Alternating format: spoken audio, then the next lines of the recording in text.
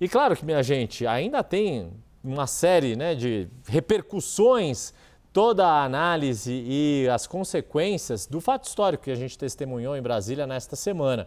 A rejeição ao nome de Jorge Messias a uma vaga no Supremo Tribunal Federal, que acaba confirmando uma tendência de redução de capital político e de apoio ao governo Lula. E que eu também coloco aqui numa análise que a gente publicou no site da CNN Brasil, que é aquela máxima, aquele temor do café frio que assola presidentes em fim de mandato, governantes de modo geral, mas em especial presidentes, é uma máxima ali de Brasília. No atual mandato, né, falando especificamente do Supremo, o presidente fez 3 indicações de nomes e em cada uma delas o número de votos favoráveis ao indicado no Senado foi reduzindo. Temos uma arte detalhando isso e depois a gente arremata tudo aqui. Olha só, a primeira indicação foi feita em julho de 2023, Cristiano Zanin, para uma vaga que foi aberta com a aposentadoria de Ricardo Lewandowski.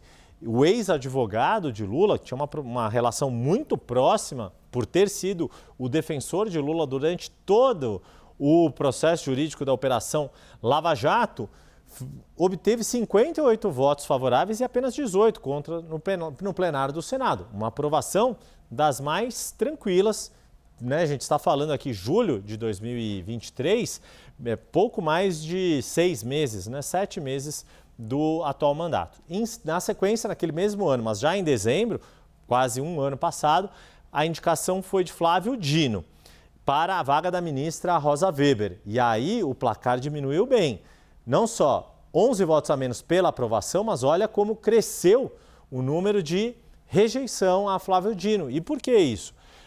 Até pelo histórico, né, de embate político. Flávio Dino havia sido deputado, foi governador de estado, foi eleito senador para a atual legislatura, mas como ministro da Justiça mal chegou a assumir o cargo, mas aí assumiu muito pontualmente, né, o mandato de senador e depois que foi aprovado para o Supremo renunciou à primeira suplente dele, que é a atual senadora por uma das cadeiras do Maranhão. E quarta-feira, essa data e esse feito que não ocorria havia mais de 130 anos, o Senado rejeitando a indicação de um nome para o STF. E esse pato foi pago por Jorge Messias, na vaga que era de Luiz Roberto Barroso. Messias precisava de pelo menos 41 votos, maioria absoluta dos 81 senadores. Recebeu 34 votos, o que é insuficiente para aprovação. E foi a oposição ao nome dele que conseguiu superar esse número da maioria absoluta. Teve, né, no meio desse processo todo de indicações de autoridades, Lula indicou outras autoridades, vale lembrar que o Senado aprovou a recondução de Paulo Gonet, que ocupa o cargo de Procurador-Geral da República. Nesse caso foram 45 votos ante 26 contrários. E por que a gente está falando aí dessa máxima do café frio? Porque este processo, esta votação em específico, acaba expondo Lula a uma situação que ele não viveu nos outros 2 mandatos. Relembrando, né, daqui para trás, né, primeiro, em 2010, quando terminou o segundo mandato, que poderia ser o momento em que o café esfriava, né, aquela coisa de... Essa é uma máxima que se fala que os garçons não se preocupam mais em deixar o café quente, que é servido no gabinete presidencial, porque já estão de olho na perspectiva futura de poder. Só que naquele ano de 2010, Lula estava com o máximo da sua aprovação. Chegou a passar dos 80% de avaliação positiva, de aprovação do seu governo, tanto que foi o melhor cabo eleitoral de uma neófita nas urnas, que era a então ex-ministra Dilma Rousseff. Ela acabou eleita em segundo turno e Lula terminou ali. E essa tamanha aprovação do mandato de Lula e do trabalho do então presidente lhe deu condições, inclusive, de preservar no gabinete futuro de Dilma Rousseff muitos dos nomes que eram de sua confiança. Para citar alguns exemplos, Guido Mantega continuou no Ministério da Fazenda, Nelson Jobim continuou no Ministério da Defesa, depois teve uma briga bastante feia com a então presidente Dilma Rousseff, Miriam Belchior era ministra, foi só deslocada de cadeira, assim como Alexandre Padilha e vários outros nomes. Só depois de passados alguns meses como presidente da República é que Dilma Rousseff conseguiu fazer as mexidas de cadeiras no que foi chamado de faxina, ali, de limpeza de alguns gabinetes e alguns ministérios que tinham, inclusive, suspeitas de corrupção ou de desvios ali de algumas questões éticas. E isso, inclusive, provocou ali uma tensão na relação entre o ex-presidente e a então presidente. E voltando ao primeiro mandato, o pior momento de Lula no primeiro mandato, entre 2003 e 2006, foi na crise do mensalão em 2005. Já em 2006 ele recuperou popularidade, foi para a campanha à reeleição com força, tanto que acabou sendo reeleito em segundo turno, verdade, quase ganhou em primeiro turno do seu hoje vice-presidente Geraldo Alckmin, mas ali não tinha este receio do café frio, digamos assim.